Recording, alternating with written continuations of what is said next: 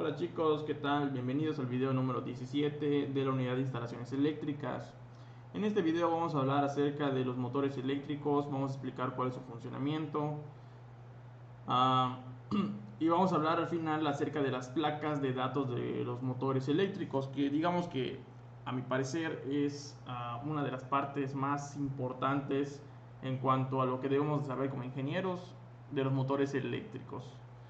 Si bien nosotros nunca vamos a trabajar acerca del diseño de un motor eléctrico, es chamba de los ingenieros eléctricos, no tenemos nada que ver con el diseño, con los devanados, los cálculos internos de un motor eléctrico.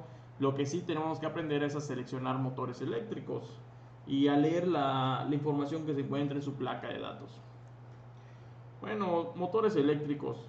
Los motores eléctricos, digo motores eléctricos porque existe otra clase de motores, que son los motores, um, a combustión. La función de un motor en general es la de convertir una clase de energía a energía de movimiento o energía mecánica. Los motores de combustión lo que hacen es convertir la energía química del combustible a energía mecánica, a movimiento. En cambio, los motores eléctricos lo que hacen es convertir la energía eléctrica en energía de movimiento, energía mecánica. Entre los motores eléctricos y los motores de combustión, los más eficientes son los motores eléctricos. Es decir, digamos que de la cantidad de energía que le brinda el suministro eléctrico a un motor eléctrico, eh, llegan a convertir hasta un 95% de esa energía en trabajo. En cambio, en un motor de combustión, sus eficiencias rondan los 30-40%. Es decir, una muy buena parte de energía química se fue en forma de calor. Siempre en un motor, sea cual sea, o en una máquina eléctrica, cuando hablamos de eficiencia, en deficiencia energética, la eficiencia lo que está describiendo es cuánto o qué cantidad de la energía que está consumiendo ese equipo la convirtió efectivamente en energía útil. En este caso, pues es de la energía eléctrica que está consumiendo un motor eléctrico, cuánto convirtió en energía mecánica. El resto, ¿en qué se va a ir siempre? En forma de calor. Siempre, de acuerdo a la segunda ley de la termodinámica, el otro tanto de energía, el complemento de la eficiencia, es lo que se está yendo en forma de calor. Por ejemplo, si tengo un motor eléctrico que es de, no sé, consume, vamos a ver, 1200 watts. Esto es lo que está consumiendo, digamos, a la toma de corriente. Y tiene una eficiencia de 95%. Eso significa que el 5% de estos 1200 se va a ir en forma de calor. Cuando sentimos que un motor se está calentando, es ese 5% de su eficiencia. Correcto. En los motores a combustión tiene una eficiencia, les he dicho, les comenté, alrededor del 30%, 40%. Por eso es que obviamente los motores en la combustión se calientan muchísimo. Son motores que siempre están muy calientes. No los podemos ni tocar. En cambio, los motores eléctricos los podemos tocar, los vamos a sentir calientitos, pero no necesariamente hirviendo. Otro punto es que cuando nosotros sentimos un motor de esos calientes, si lo sentimos muy caliente al tal grado que nos quema internamente, está peor. Es una mala señal en el caso de un motor eléctrico que no lo puedas tocar, que esté exageradamente hirviendo. Ahora, esto no necesariamente está mal.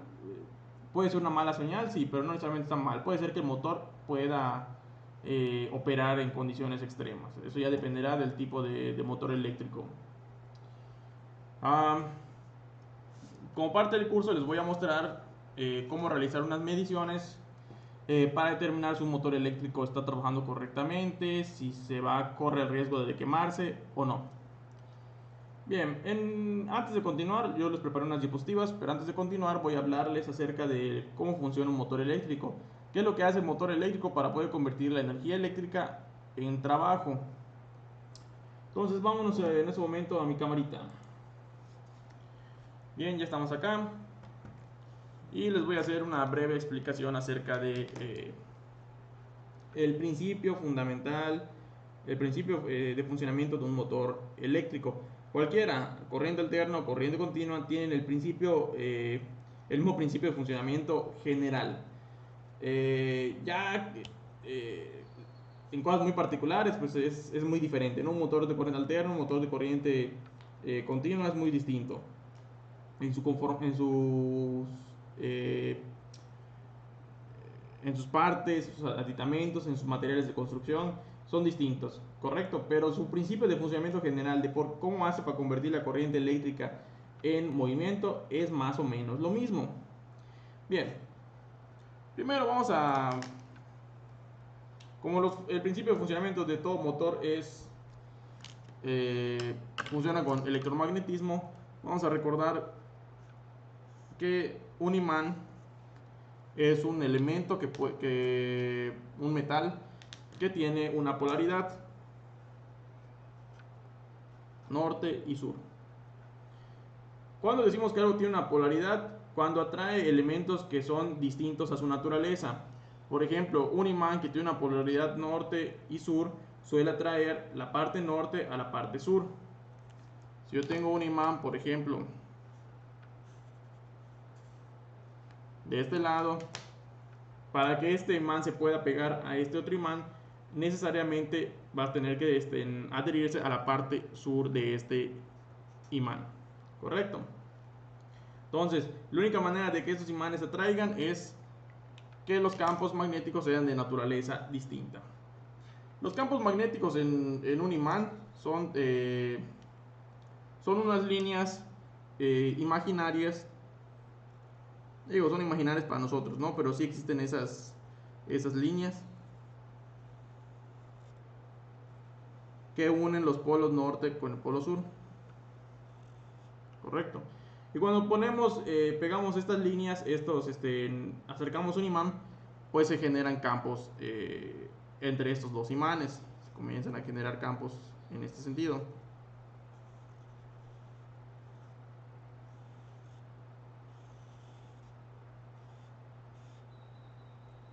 Bien, entonces la parte importante en este punto es recordar que los polos opuestos se atraen. Los polos del mismo campo, que va a pasar? Se van a repeler. En ese sentido, los motores eléctricos lo que tienen internamente son campos magnéticos. Lo que hace que funcione un motor son campos magnéticos. ¿Cómo lo hacen para funcionar los motores? Vamos a recordar más o menos, vamos a ver más o menos cómo es la geometría de un motor. Un motor parece una especie de cilindro y acá en el centro tienen una flecha que es el eje que se está moviendo. Esta flecha o eje pasa a lo largo de todo el motor. Correcto, es una varilla redonda.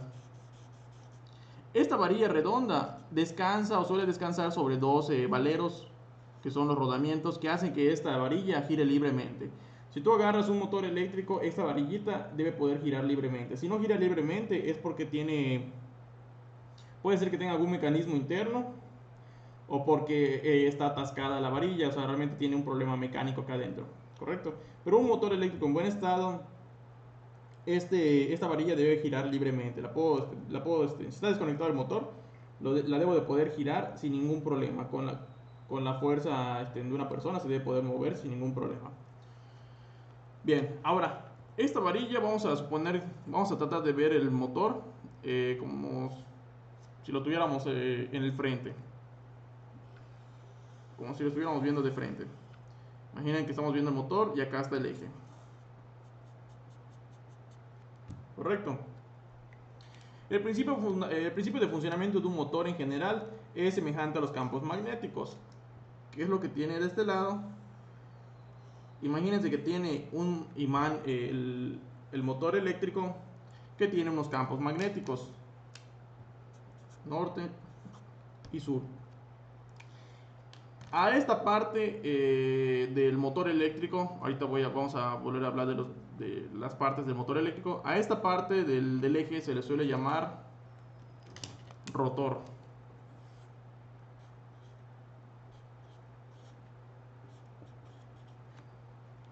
Y a la coraza se le suele llamar estator.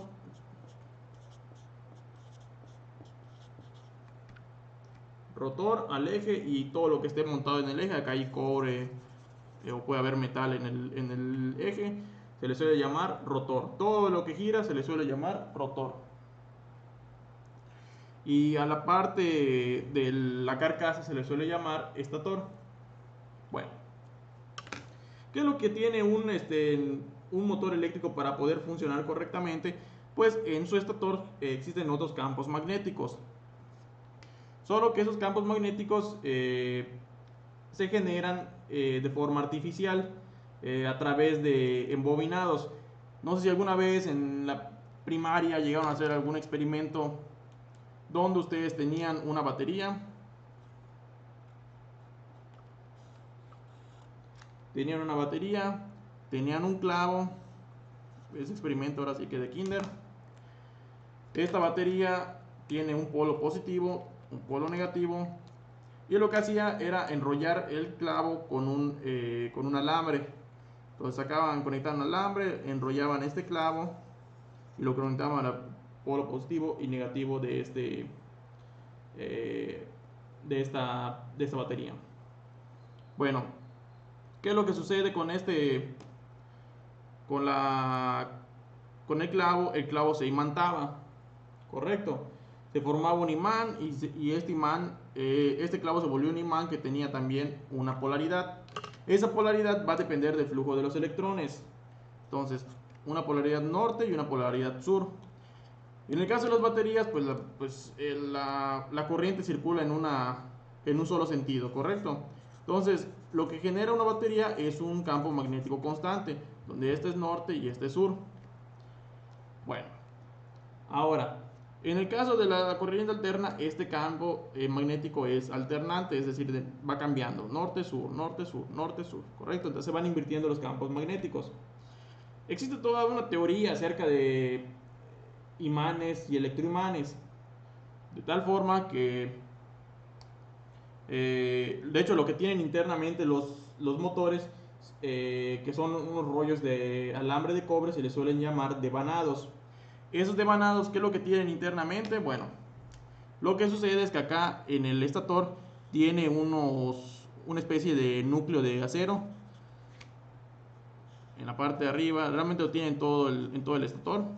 Y ese núcleo de acero tiene alambre de cobre enrollado. Tiene un alambre de cobre enrollado, imagínenselo así, que tiene una terminal, sale de esta barra, digamos, de acero, se va acá arriba, le da otra vez vueltas y listo. Son sus conexiones. ¿Correcto? ¿Qué es lo que hace esto? Lo que está haciendo esto es partir el campo magnético. Tienes un campo magnético norte, tienes un campo magnético sur. ¿Correcto? Esto solamente para ejemplificar un poco cómo se encuentra internamente un motor. Lo que se tiene es un núcleo de acero y tienes un embobinado que está rodeando este núcleo de acero, que es este mismo experimento que hicieron en la primaria. Cuando hacen esto se generan campos magnéticos. Bueno, en pocas palabras, ¿qué es lo que se suele tener de este lado? Se suelen tener campos magnéticos en este estilo. ¿Qué es lo que sucede cuando tenemos un campo magnético de este estilo? Si tienes un eje acá que puede rotar libremente, este eje puede rotar libremente hacia cualquiera de las dos direcciones, pues obviamente el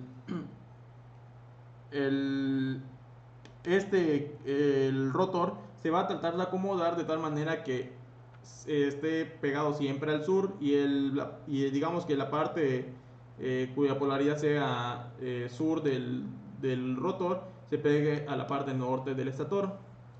Bueno, en el caso de la corriente alterna, estos campos magnéticos van cambiando con el tiempo. Por ejemplo, si de la nada cambia la polaridad, recuerden que la polaridad en el caso de corriente alterna pues va a cambiar 60 veces por segundo. Entonces, en un solo segundo se supone que esto va a agarrar y va a cambiar 60 veces norte y sur. ¿Correcto? Esto va a ocasionar que si tenemos acá un imán y el campo magnético del estator está cambiando, va a obligar al rotor a cambiar de posición. ¿Con qué? Con el único objetivo de estar siguiendo el campo magnético. Es lo único que está haciendo, está tratando de seguir el campo magnético. Si el campo magnético te lo mueven, se va a mover el rotor. Si te lo mueven, se va a mover el motor. Entonces se va a estar moviendo el campo magnético con tal de estar siguiendo el campo magnético del estator. ¿Correcto? Si el estator el campo magnético del estator está cambiando a lo largo de todo el motor, pues el rotor va a estar girando solamente siguiéndolo. ¿Correcto? Entonces por atracción el rotor está siguiendo el campo magnético del estator. Bueno, ahora, detrás, de fondo, tiene toda una teoría. No la vamos a ver. No la vamos a ver porque existe una gran variedad de tipos de motores de corriente directa, como motores de corriente alterna, que ahorita les voy a mostrar una pequeña gráfica. Y cada motor tiene su lógica de funcionamiento y detalles detrás. Eso no nos interesa a nosotros. Nos interesa entender cómo funciona en general y saber cómo leer la placa de datos de un motor eléctrico para saber cómo conectarlo. Internamente cómo funcione es problema de los ingenieros eléctricos, ¿correcto? Lo importante es que entendamos nada más cómo está funcionando este motor eléctrico.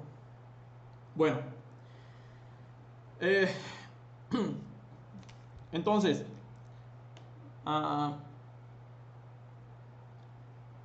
les hago un apunte. Y acá va a estar la diferencia entre los motores de corriente alterna y los los motores de monofásicos y los motores trifásicos. Más adelante se los voy a repetir en las diapositivas, pero bueno, de una vez les adelanto un poquito para que estemos en sintonía.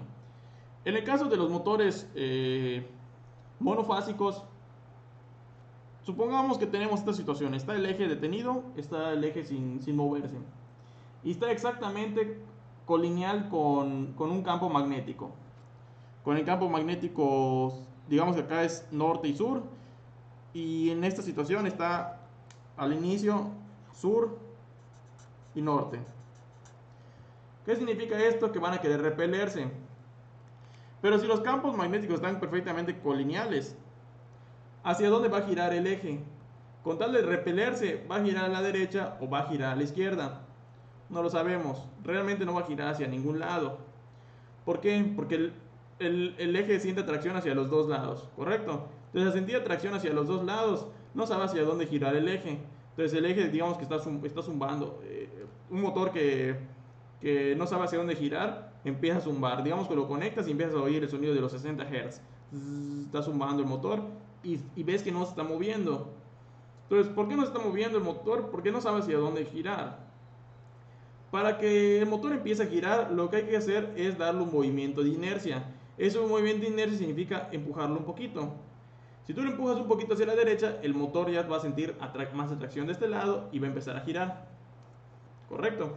Si tú por el lado contrario lo giras hacia la izquierda, basta con que le des una vueltita, el motor enseguida va a agarrar en fuerza y empieza a girar hacia el lado izquierdo. Los motores están diseñados, los motores monofásicos están diseñados para girar en un solo sentido, ya sea a la derecha o ya sea a la izquierda. No pueden de la nada girar hacia un lado, girar hacia el otro, ¿correcto? Por ejemplo, una bomba eléctrica. Una bomba es un dispositivo que tiene un motor eléctrico y adelante tiene un equipo de bombeo, una pequeña unidad que es la que hace que se impulse el agua. Esta parte que hace que se impulse el agua tiene que girar en un sentido específico. Si girara al revés, no va a empujar nada de agua, ¿correcto? Nada más la va a chapotear, la va a estar jugueteando, pero no va a empujar nada de agua. Para que empuje el agua, para que el impulse, tiene que girar en un sentido específico. Entonces, el motor tiene una especie de mecanismo que obliga a darle esta inercia al motor, ¿correcto? Va a agarrar y como que le va a dar un empujón. Ahorita en las diapositivas vemos qué es lo que hace o qué es lo que tiene el motor eléctrico para que tenga ese empujón de empezar a girar. De hecho, no sé si alguna vez les ha pasado o han escuchado de un ventilador de estos de casa, los ventiladores de techo, que de la nada dejan de girar. Lo enciendes, o sea, lo conectas y oyen que está zumbando, pero no está girando. Y esos ventiladores muchas veces hay que empujarlos. Lo empujan y solito agarra y empieza a girar. Lo que le pasa a esos motores eléctricos es que ya perdieron precisamente el aditamento o el accesorio que obliga al motor a empezar a girar hacia un sentido. Ahorita vamos a hablar de qué es ese accesorio o qué es ese sistema. Bien, entonces vamos a regresar a las diapositivas.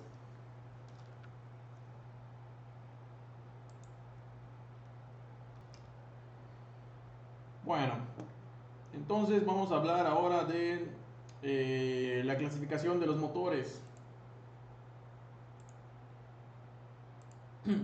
Bien, los motores eléctricos se pueden clasificar de diversas maneras, pero la clasificación principal, la más utilizada y la que pueden encontrar en internet, es esta. Primero hacen una división en motores de corriente continua y motores de corriente alterna. Obviamente un motor de corriente continua no lo voy a conectar en una instalación que me suministra corriente alterna, ¿correcto? Los motores de corriente continua son los que suelen venir en equipos electrónicos.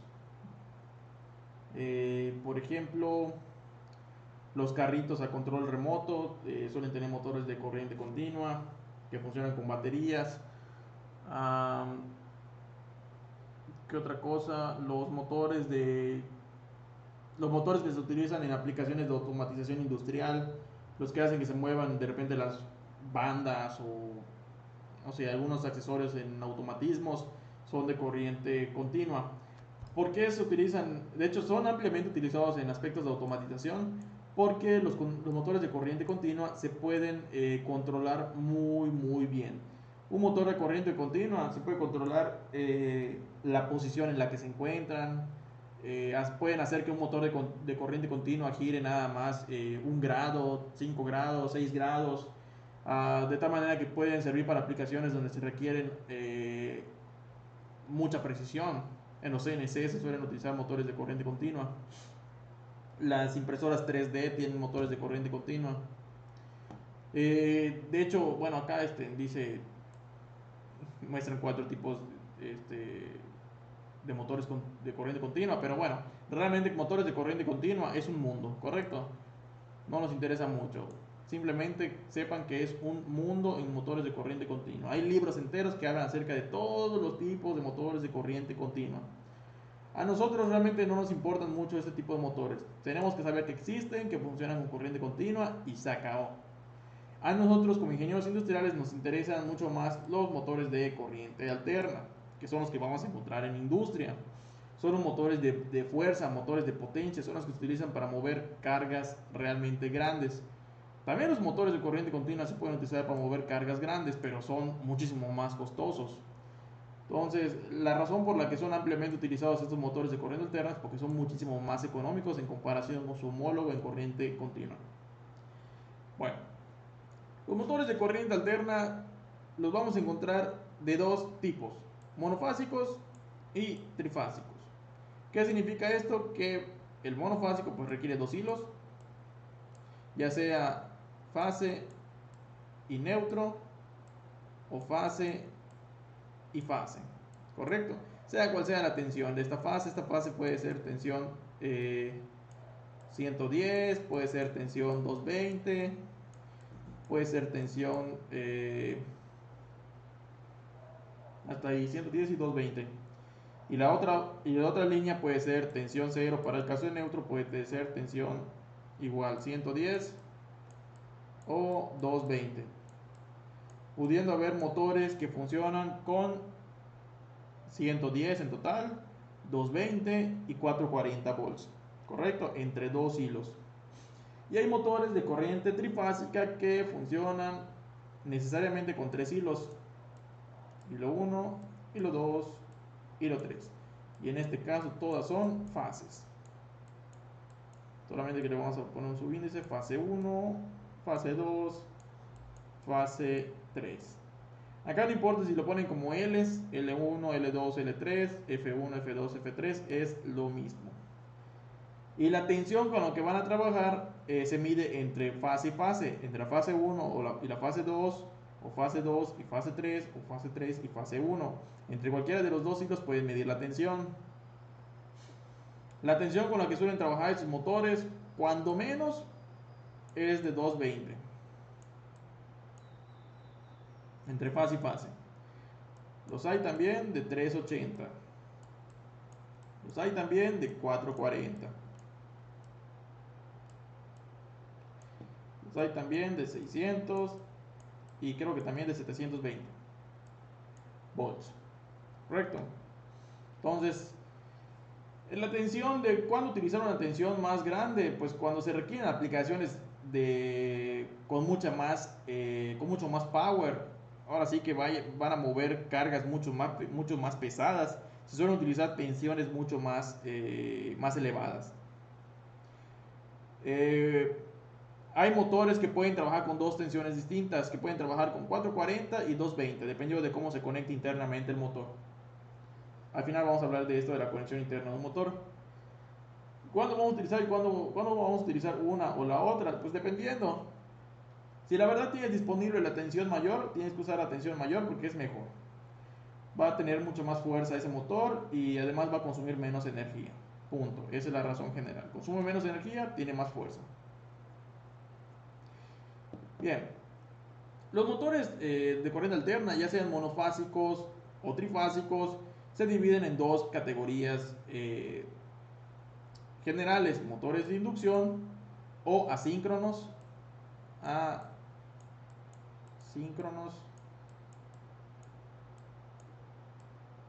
Disculpen mi letra, pero dibujo con el mouse. Asíncronos y los motores síncronos. Y acá está exactamente lo mismo: inducción o asíncronos o síncronos. Correcto, asíncronos y síncronos. Cualquiera de esos dos es sinónimo. Bueno, ¿cuál es la diferencia entre este y este? Muy fácil. Les voy a hacer un comentario acá y viene algo importante con respecto a la velocidad del motor. Internamente, dependiendo de la manera en que esté conectado un motor, se suele decir si un motor es de 2 polos, 4 polos, 6 polos, 8 polos, 10 polos, 12 polos, 14 polos, hasta 20 polos. Que nada tiene que ver con los polos que yo les he dicho de una pastilla, que es de 2 polos, si es de 3 polos, si es de un polo, ¿correcto? No tiene nada que ver las pastillas termomagnéticas con esto. ¿A qué se refieren los polos de un motor? Se refiere en ese caso sí a los polos magnéticos, polo norte y polo sur. Un motor que solamente tiene dos polos, pues tiene un polo norte y tiene un polo sur, ¿correcto? Esos son sus dos polos. ¿Qué significa eso? En mi dibujito yo les había mostrado les dibujé el estator y el rotor, ahorita hace un momento en la cámara, y les puse solamente un polo. Vamos a la cámara para ejemplificarlo mejor. En este caso el estator tiene solamente un polo norte, perdón, tiene dos polos, un polo norte y un polo sur, dos polos, correcto. Los motores se clasifican por el número de polos que van a tener. Bueno, se pueden clasificar por el número de polos que van a tener. Y el número de polos que van a tener está relacionado con su velocidad. Entonces, los polos de un motor van creciendo de dos en dos. Obviamente, tienen que tener un polo sur y un polo norte. Entonces, cuando tiene dos polos, tiene solamente un polo norte y un polo sur.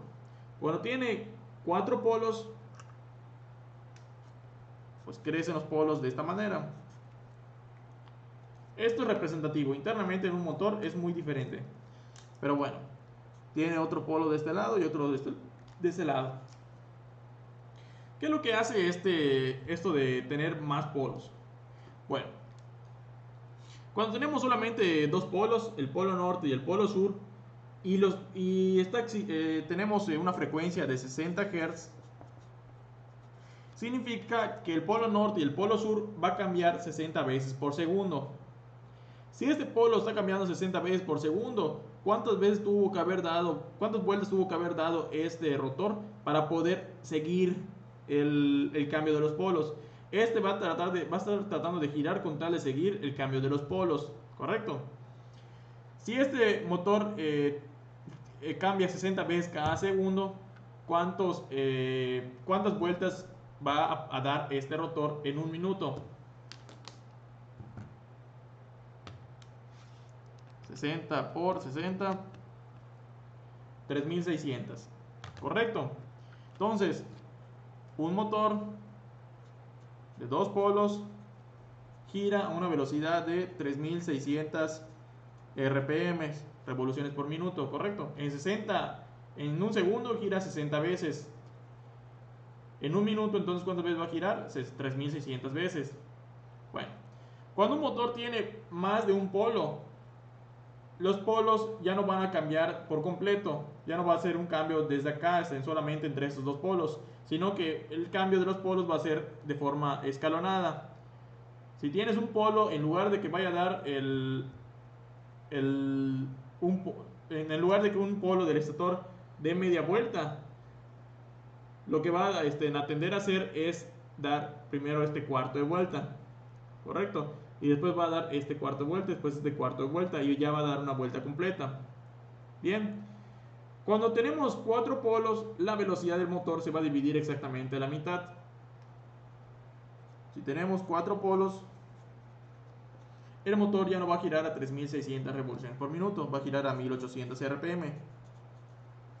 Si tenemos 6 polos, la velocidad de este motor ya no va a ser de 1800, va a ser de 1200.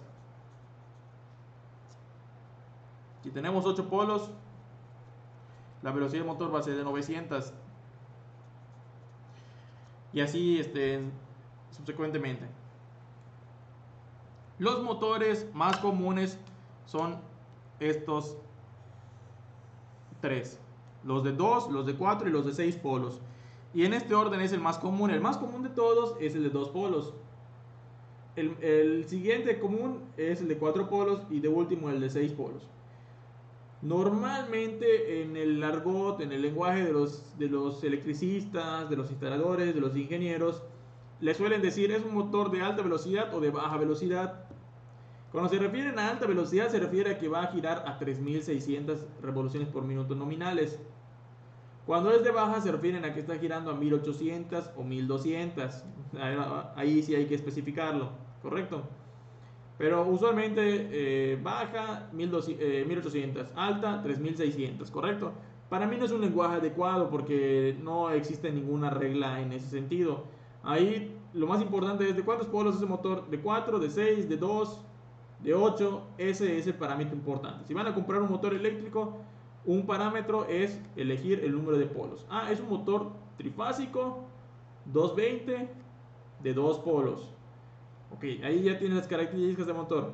¿De qué potencia? Y ahora viene, ¿no? De 1 caballo, 2 caballos, 3 caballos, 5 caballos, etcétera, ¿no? Entonces, un parámetro de selección de los motores va a ser el número de polos que va a tener ese motor. Ahora, esto es el número de veces, el número de vueltas teórico que debe girar un motor. Lo cierto es que en la práctica esto no sucede. En los motores de inducción, que son los más utilizados, vamos a revisar la diapo. Los motores de inducción o asíncronos, que son los más utilizados, no siguen ese número de vueltas, no siguen esa velocidad. Digamos que el rotor nunca alcanza a estar girando al mismo ritmo que está girando el estator. No alcanza a seguir el rotor el cambio de polaridad del estator. Entonces, al no seguirlo, en lugar de que sea de 3600 RPM la velocidad del eje, suele ser de 3540, ¿correcto? Entonces, digamos que el rotor está retrasado un poco, por eso se recibe el nombre de asíncrono. No está sincronizado el giro del rotor con el del estator, el giro, digamos, magnético. Bueno, hay motores que tienen un diseño precisamente para que el equipo o el rotor pueda seguir a pie la velocidad de giro del estator. A ese tipo de motores se les llama motores síncronos y son para aplicaciones muy específicas, muy especiales. Realmente a nosotros no nos interesa que siga la velocidad muy a pie. Al menos en la mayoría de las aplicaciones no nos interesa mucho este hecho. En el caso de una bomba, por ejemplo, no me interesa si da una vuelta más o da una vuelta menos por segundo, por minuto. Correcto, no va a trepar más o menos agua, no va a ser perceptible. Bueno, entonces los motores de inducción o motores también reciben el nombre también de asíncronos, de inducción o motores de jaula de ardilla. Acá ya sigue una característica, o sea, una clasificación extra de jaula de ardilla, pero bueno. Normalmente los motores de inducción ya les suelen llamar de jaula de ardilla, porque prácticamente la mayoría de los motores de inducción son de jaula de ardilla. Hay otro tipo de motores muy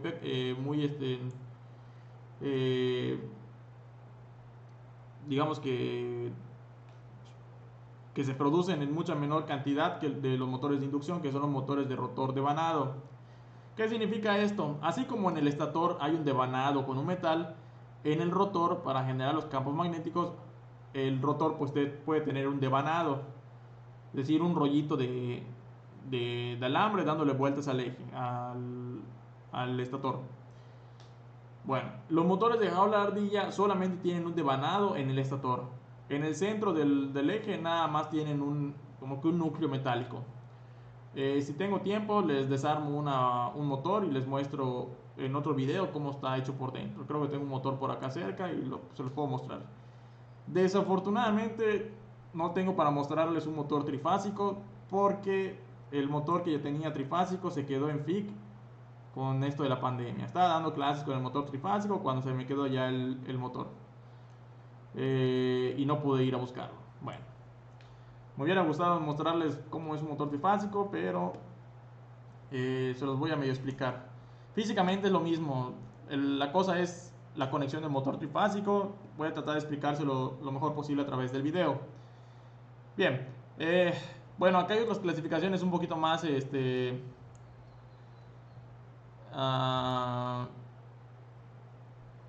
como que más específicas, pero ya no nos interesa tanto. De estos motores yo diría que el más utilizado, voy a trazarles una ruta. De los motores monofásicos el más utilizado es esto: motor monofásico de inducción, rotor de jaula ardilla de fase partida con condensador. Yo diría que este es el tipo de motor más utilizado: monofásico, inducción, rotor de jaula ardilla, fase partida con condensador. Todas las bombas que compramos así a nivel residencial tienen un motor de este estilo. Ahorita después vamos a hablar qué es esto del condensador, que es una parte importante. Bien, después vienen los motores trifásicos, que bueno, su única característica es que tienen 3 hilos. Los hay igual de inducción y síncronos, es decir, los que no giran a la velocidad digamos que de la frecuencia de la corriente eléctrica, y los que sí giran a la velocidad de la frecuencia de la corriente.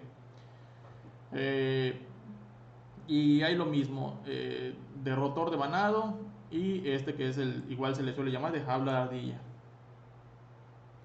Bueno,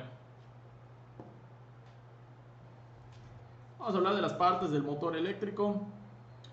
El motor eléctrico tiene digamos que el motor eléctrico básico tiene las mismas partes en general. Este que tenemos acá es un motor eléctrico, luce como un motor eléctrico trifásico de inducción de jaula ardilla. Correcto. ¿Cómo sé que es de jaula ardilla? Porque acá en esta parte que es el rotor no veo un devanado, es decir, no veo un enrollo de cobre embobinado, ¿no? Bien, ¿cuáles son las partes principales? Primero que nada, el eje. El eje, que es eje o flecha, que es el elemento que va a poder transmitir la energía mecánica o energía de movimiento. Este eje descansa sobre unos rodamientos o valeros, que son estos elementos que están acá, que son los elementos mecánicos que hacen que gire libremente el eje. Los rodamientos o los valeros los pueden encontrar en los patines o en las patinetas, que es lo mismo, ¿no? Es lo que hace que se muevan las llantitas libremente. El rotor es todo lo que acompaña el eje, todo de lo que está compuesto el eje. El rotor es prácticamente toda esta parte móvil. Toda la parte móvil es el rotor. El estator, por el otro lado, es la parte estática o parte inmóvil del motor. El estator incluye todo el devanado del estator y el núcleo de acero. Este es el núcleo de acero del estator. Y esto son los cables que alcanzan a salir de esta parte. Los cables de hecho pasan por acá adentro. Pasan por acá adentro y dan un montón de vueltas. Correcto, a lo largo de todo el casco. Bueno, la carcasa le llamamos a todo el cuerpo de acero o de aluminio que contiene todas las partes mecánicas de cobre, el eje internamente. La placa de bornes o placa de conexión es esta cajita que está acá. Bueno, en esta cajita tenemos internamente una placa que tiene unas borneras, es decir, tiene unos tornillitos. Estos tornillitos son los tornillos de conexión. Acá es donde yo hago las conexiones eléctricas para darle su suministro de corriente monofásica o trifásica. Esta cajita normalmente tiene una especie de... Bueno, primero que nada se puede destapar. Es una especie de registro, se puede destapar, se pueden realizar las conexiones. Y también tiene una alimentación, una especie de perforación por donde entra un tubo de... Pues ahora sí que la canalización. Un conduit flexible o cualquier otro tipo de canalización. El ventilador. Una parte importante de los motores eléctricos es que siempre tienen un ventilador. Les comenté al principio del video que los motores eléctricos tienen una eficiencia. Esa eficiencia está relacionada con la generación de calor que va a tener el motor. Los motores eléctricos, al estarse calentando, el calor que está generando, digamos el calor que se convierte de electricidad, parte de la electricidad se convierte en energía mecánica o de movimiento, y la otra parte se convierte en forma de calor, un 5%, 10%, a veces hasta un 30%, dependiendo de la eficiencia del motor, se convierte en forma de calor. Bueno, ese calor, si no se retira del motor eléctrico, puede llegar a un punto en el que la temperatura es lo suficientemente alta que funde los aislantes, los materiales aislantes de los devanados, y finalmente chocan los devanados entre sí. Eso significa que hay un cortocircuito, explota, se queman los devanados, empieza a salir humo y pareciera que le sale su alma al motor. En el momento que ven que le sale una almita al motor, ya se quemó. Puede ser que lo vean medio funcionando ahí, girando el motor. Uno podría creer, sigue funcionando, déjalo así. No va a funcionar por mucho tiempo, el motor ya se quemó. Primero que nada, ya está consumiendo mucho más de lo que debe consumir y no está girando a la misma velocidad que debería de estar girando, ¿correcto? Ya no está trabajando correctamente ese motor. Y por otro lado, te puede estar causando problemas en tus instalaciones eléctricas. Entonces, si ven que le sale su alma a un motor, mejor cámbienlo. Bueno, para evitar que los motores se sobrecalienten, esos motores tienen en la parte trasera o a veces en la parte acá delantera un ventilador. Este ventilador se encarga de ir retirando el calor que está generando en los motores. Existen motores de N variedad, N tamaños, N formas. Pero bueno, yo les voy a hablar de dos clasificaciones generales: los motores cerrados y los motores abiertos. Los motores cerrados son los que pueden operar digamos a la semi-intemperie, pueden medio mojarse, les puede dar la lluvia y van a seguir chambeando. Los motores abiertos no pueden trabajar así. ¿Cuál es la diferencia entre un motor cerrado y un motor abierto? Bueno, eso de cerrado y abierto se refiere a si la parte interna, donde están todo el cablerío interno del motor, tiene acceso a la atmósfera o no. Los motores que tienen acceso a la atmósfera normalmente tienen unas perforaciones acá. Tienen unas perforaciones así a lo largo de todo el casquillo, por donde entra aire de refrigeración. El ventiladorcito está de este lado, está interno, y digamos que absorbe aire de este lado, pasa por todo el cablerío y lo tira a la parte de atrás. ¿Correcto? En cambio, los motores cerrados, como es este que tenemos acá y como son la mayoría de los motores que vemos en la industria, tienen el ventilador por fuera. No sé si alcanzan a ver, esto que ven de color naranja es como que el metal del motor. El metal del motor realmente cierra todo el equipo. Y no sé si alcanzan a ver que realmente el ventilador está por fuera. O sea, el eje sale por acá, es el mismo eje de motor el que mueve el ventilador. Sale, pero ya no tiene, está prácticamente fuera del motor. Lo que hace la manera de refrigerar un motor cerrado, como es este, es que este ventilador lo que hace es succionar aire por la parte de atrás, y en este espacio de negro que vemos acá, en estas orillas que vemos acá, el motor succiona aire y lo avienta por estas orillas. Entonces succiona aire entra por este casquillo que es de plástico, toda esta parte atrás de plástico, y lo avienta por estas orillas.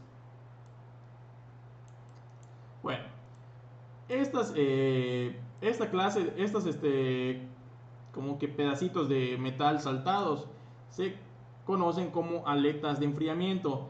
Estos pedacitos de metal así irregulares tienen la función de generar área superficial solamente con el objetivo de que cuando pase el aire ayude a favorecer la refrigeración del motor. Son, nuevamente se lo repito, aletas de enfriamiento. Van a notar que muchos equipos que generan calor o que se calientan durante su proceso de operación tienen este tipo de aletas de enfriamiento, no necesariamente motores eléctricos, pueden ser motores de combustión, pueden ser compresores, ¿correcto? Entonces tienen estos elementos simplemente para enfriar, para favorecer el enfriamiento del motor. Si ustedes agarran y encienden un motor de estos y ponen su mano acá cerca, van a sentir una corriente de aire, que simplemente es el ventilador que está succionando el aire por acá y la tira por acá. Esto que ven acá atrás del motor es un casco de plástico. Tiene 3 tornillitos con los que se sujeta. Si quitan esos 3 tornillitos van a poder liberar este casco de plástico y va a asomar el ventiladorcito. Estos motores no pueden funcionar sin su casquito de plástico. El casquito de plástico lo que hace es dirigir el flujo de aire. Si le quitan el casco de plástico van a ver el ventilador y el ventilador simplemente va a echar aire a lo güey. Literalmente ponen su mano por acá y van a sentir flujo de aire. Ponen su mano por acá, van a sentir flujo de aire en todos lados menos acá, que es donde debe haber flujo de aire. Un motor eléctrico debe recibir mantenimiento de tal manera de que se debe de mantener siempre limpia esta zona. Toda esta zona de las aletas de enfriamiento deben estar siempre limpias. Si tienen suciedad, si tienen mugre, si tienen polvo, disminuye su eficiencia para poder eliminar el calor. Un motor frío es mejor que un motor hirviendo. Así se los pongo. Bueno, el último elemento es la placa de datos o la placa de características, que siempre va a estar pegada ahí a un lado del motor. Al final de este video vamos a hablar de la placa de datos, que van a notar que todos los motores eléctricos de potencia, los industriales, tienen su plaquita de datos ahí bien bonita. Después les hablo de características de esta plaquita. Bueno. Este es un diseño un poquito como que explosionado del motor eléctrico. Se ven todas las mismas partes, el estator.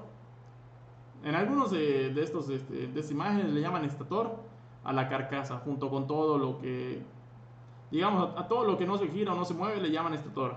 Tanto la parte de los embobinados como la misma coraza del motor. El estator es todo esto. Acá estamos viendo unos aditamentos más que dicen escobillas. Esto es porque este es un motor este no es un motor de inducción, este es un motor trifásico un motor trifásico de inducción, pero no es de jaula ardilla, es de embobinado, con el rotor embobinado. ¿Cómo lo sé? Porque acá alcanzo a ver los embobinaditos. Y cuando hay embobinados en el rotor, estos embobinados requieren una conexión y tienen acá unas escobillas con las que se conectan. Esto no nos importa en el curso, realmente este video me interesa para que entiendan cómo funciona un motor eléctrico y al final sepan cómo leer la placa de datos. Van a notar que muchos de los equipos que ustedes seleccionen tienen motores eléctricos y tienen que a fuerza utilizar en su proyecto motores eléctricos. Bueno, acá les tengo una imagen nada más para ejemplificar eso que les mencionaba. Tenemos el rotor que tiene unos campos magnéticos y el estator cuyos campos magnéticos van cambiando con el tiempo, y eso provoca que el rotor esté girando tratando de perseguir la atracción del campo magnético del estator. Bueno, en un motor trifásico tenemos 3 campos magnéticos que están rotando entre sí. Bueno, en este diagrama, en este dibujito que tenemos acá, podemos observar cómo se conecta un motor, digamos que a grandes rasgos cómo están las conexiones internas de un motor trifásico. Un motor trifásico tiene 3 hilos que acá está señalado como A, B y C. Y digamos que va el embobinado, viene el motor con, digamos que viene una fase, esta es la C, le da una vuelta a un embobinado y luego se va al otro lado y le da otra vuelta al embobinado. ¿Correcto? Bien. Acá vemos cómo se conectan entre sí. Tiene 3 hilos con 3 embobinados y tiene otros 3 hilos que se conectan entre sí al final en un solo cable. A pesar que dice acá neutral, no significa que es el neutro. ¿Correcto? Neutral significa que uno los cables entre sí, pero no se conectan a ningún lado. O sea, no viene un neutro acá donde yo agarro y conecto esto. ¿Correcto? Esto no existe. Bueno, ¿qué tiene de importante un motor trifásico? Un motor trifásico, al tener 3 fases partidas, esas 3 fases oscilan de forma desfasada. Como oscilan de forma desfasada, se genera siempre un campo no solamente de atracción y de repulsión, sino que también se generan, en este caso vemos que hay 3 vectores que se están moviendo. Eso significa que existe de forma natural un vector de forma radial, digamos un vector que obliga no solamente a atraer a un polo, sino que además a moverse. ¿Qué significa esto? Que en una conexión trifásica un motor normalmente se va a mover de forma natural. Desde el momento que yo energice el motor va a girar. Y va a girar dependiendo de cómo conecte mi embobinado o los cables del motor trifásico. Si yo agarro y invierto el A y el B, vamos a conectar acá el cable A y el B, lo conecto de este lado. Lo que va a ocasionar es que el motor, en lugar de girar del lado derecho, gira hacia el lado izquierdo, ¿correcto? Entonces, en el caso del motor trifásico, yo puedo elegir el sentido en el que va a girar este equipo con solamente invertir 2 de los cables. No importa, no se va a quemar el motor. El motor, para que pueda funcionar, tiene que haber, por ejemplo, 220 entre la fase C y la fase B. O entre la fase B y la fase A, o entre la fase A y la fase C. Pero no O, I. Entre A y B, 220. Entre B y C, 220. Y entre C y A, 220. En el caso de un motor, los motores trifásicos van a notar cuando estamos hablando de la placa de datos que tienen 9 cablecitos. Siempre cuando destapen la caja de conexiones de un motor trifásico van a aparecer 9 cablecitos. Esos cablecitos hacen referencia a esto que vemos acá, que digamos que son las conexiones de todos sus embobinados. ¿Qué significa esto? Dependiendo de cómo conectemos nosotros los cables a nuestra toma de corriente, es la manera en la que va a funcionar ese motor trifásico. Entonces, lo voy a dejar de hecho para el siguiente video, hablar de la placa de datos de un motor. Interpretar su placa de datos y entender cómo se conecta un motor trifásico. También vamos a hablar de cómo conectar un motor bifásico. Es prácticamente lo mismo. Creo que eso sí tengo acá en mi casa un motor monofásico, pero que funciona con 110.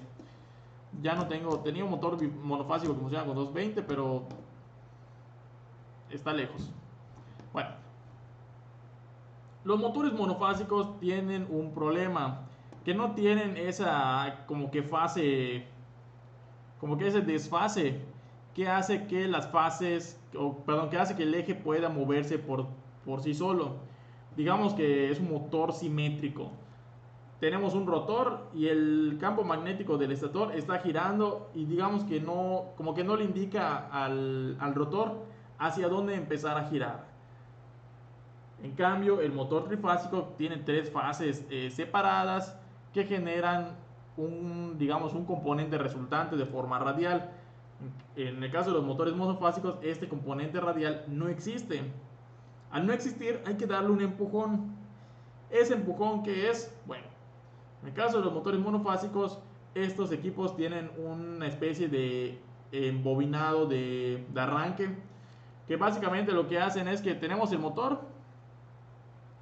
tenemos el rotor, tenemos su campo magnético, digamos, del estator, pero adicionalmente trae un campo magnético, tiene una especie de embobinado de forma desfasada. Este embobinado de forma desfasada funciona solamente por un instante, solamente durante el arranque del motor. Lo que hace es que si de repente, no sé, este rotor tiene acá norte y acá sur, y acá tiene el rotor, pues lo que sea, ¿no? Norte y sur, pues cuando estoy cambiando el estator de campo magnético, este rotor no sabe hacia dónde empezar a girar. Al no saber hacia dónde empezar a girar, lo que se hace es colocar un campo magnético desfasado. Si yo pusiera un campo magnético en un momentito, nada más norte acá y sur acá, ¿qué es lo que va a obligar a hacer? ¿Qué es lo que va a generar en este rotor? Va a repeler un poquito este campo magnético y va a ocasionar que dé un pequeño giro el rotor. Ese pequeño empujón es lo único que requiere este motor para que empiece a funcionar. La tecnología que se emplea para darle como que este primer empujoncito al rotor es mediante un embobinado. Es esta parte que tenemos acá. Acá tenemos de hecho la línea. Tenemos el embobinado. Esto simula el embobinado del motor, el embobinado principal y el neutro. Pero internamente el motor tiene toda esta parte adicional. ¿Qué es lo que tiene? Este es el embobinado de arranque. Y el embobinado de arranque lo que tiene es un condensador, que es esto. El condensador es una especie de batería que lo que hace es como que darle una descarga a este embobinado. Los condensadores se cargan muy rápido, pero se descargan también muy rápido. Entonces lo que hace el motor cuando arranca, tiene una especie de switch internamente, un apagador, si lo quieren así, cerrado, que lo que hace es que, bueno, se energiza el capacitor y descarga rápidamente. Al descargar rápidamente su energía, energiza el embobinado de arranque. Es decir, se energiza esto por un instante. Se energiza y empieza a girar el rotor. Y una vez que alcanza cierta velocidad, este switch se desconecta. Por fuerza centrípeta, agarra y ¡pum!, se desconecta el capacitor, el switch. Y al desconectarse el switch ya deja de tener energía este capacitor, este embobinado. ¿Correcto? Si se quedara prendido este embobinado, el motor no funcionaría correctamente. No sabría si seguir a este campo magnético o a este. Bueno, entonces, toda esta parte solamente funciona durante el arranque. Está cerrado el switch, conecto esto, el capacitor se descarga, energiza esta bobina y genera un desfase de campos magnéticos. Ese desfase de campos magnéticos lo que hace es dar un empujoncito al eje y hacer que empiece a girar. Ahora, cuando un motor deja de girar, normalmente es porque esta cosita murió, el capacitor se tronó. ¿Qué significa esto? Que ya no existe esa batería para darle el empujón. ¿Y qué implica eso? Que ya no existe este embobinado, no está funcionando este embobinado. Al no funcionar, el motor empieza a consumir corriente eléctrica porque está conectado. Y lo que hace es que finalmente tiene un embobinado muy grande y al no convertirse la energía eléctrica a energía de movimiento, pues el 100% de la energía se va a convertir en calor. Eso hace que muy rápidamente se empiece a calentar todo el motor y eventualmente se queme. Un motor que vemos que ya lo conectamos a la corriente eléctrica, escuchamos que está zumbando, oímos el sonido de los 60 Hz de corriente y que no está girando. Todo el consumo eléctrico de ese motor se está yendo en forma de calor, lo que hace que se caliente extremadamente rápido y finalmente muera. ¿Qué es lo que hay que hacer cuando vemos un motor detenido? Enseguida tratar de mover la flecha. Eso es lo primero, ¿no? Tratar de mover la flecha. Si no logramos mover la flecha para que el motor arranque, hay que desconectar el motor para protegerlo. Tratar de repararlo, ver qué es lo que tenía, si tenemos que cambiar el capacitor, etc. Y una vez que lo reparamos, pues ya poder utilizarlo. Siempre, de hecho, esos motores tienen acá atrás una especie de tornillito o sea, el eje que atraviesa todo el motor. De este lado tiene como que espacio para meter un desarmador plano, para que si tienes la necesidad, metas un desarmador y le des un empujoncito al eje y ya empieza a girar. Y eso es lo mismo que pasa con los ventiladores. Muchas veces en los ventiladores se truena el capacitor. Cuando se truena el capacitor, oyen que está zumbando el ventilador de techo y no está girando. Y lo único que hacen es como que darle un empujoncito y listo, empieza a trabajar como si nada. Pero realmente, ¿cuál es la solución? Cambiar el capacitor y se acabó. Bueno, Este es otro diagramita del motor monofásico, que es lo mismo, simboliza acá que tiene el embobinado del estator, que genera digamos, el trabajo tradicional de un motor, pero antes tiene un sistema de arranque o de encendido. En el momento que el equipo está funcionando correctamente, que ya alcanzó una velocidad, esta parte se desconecta y ya estuvo, solamente está trabajando con esto. Acá lo que le está mostrando es cómo hacer de que el motor gire en un sentido, gire en el otro, dependiendo de cómo conectamos las cosas acá arriba. No todos los motores tienen como que la opción de ser configurables para elegir el sentido de giro. Los motores de las bombas de agua normalmente traen bloqueado esto para que uno no agarre y elija el sentido de giro, porque las bombas solo pueden funcionar girando en un sentido, no en cualquiera de los dos sentidos. En cambio, los motores eléctricos tradicionales, algunos sí tienen como que una especie de caja de conexiones donde puedo reconectar sus cables y elegir el sentido de giro de ese motor. Bueno, así es como luce un motor trifásico. Este es un motor de la marca Siemens. Es un motor de la línea GP100.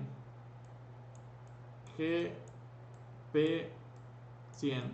No les estoy haciendo publicidad a estos gallos, pero la verdad son motores muy buenos. Son motores cerrados. Esta es la caja de conexiones. Uno así, uno igualito. Llevé a FIC el semestre pasado para mostrarle a mis alumnos. Y ni modo, se quedó ahí. Bueno, estas son las aletas de enfriamiento que les decía. El aire sale por esta zona, por esta parte negra. Entonces sopla y digamos que pasa en esta dirección. Y gracias a estos pedacitos de metal que se llaman aletas de enfriamiento, se enfría más rápido el motor. Si quitamos, acá podemos ver que hay unos tornillitos. Si quitamos esos tornillitos, quitamos esta carcasa de plástico. Esta carcasa es de plástico. En cambio, la carcasa del motor puede ser de acero fundido, de aluminio u otros materiales. Si quitamos esta carcasa, el ventilador empieza a soplar hacia todos lados. Vemos que ya no se dirige el flujo. ¿Correcto? Peor aún, si le quitamos el ventilador, estamos condenando el motor a su muerte. O a que no funcione adecuadamente. O a que no pueda trabajar con la carga para la cual fue diseñado el equipo. Bueno. En el siguiente video vamos a hablar de esto de las placas de datos. Ya tenemos una hora de video, así que voy a dejar para un siguiente video que me va a tomar como media hora explicar esto de las placas de datos, que esta es para mí la parte importante. Tienen que aprender a leer placas de datos y es la placa de datos la que van a utilizar para hacer su diseño eléctrico. Bien, nos vemos entonces en el siguiente video.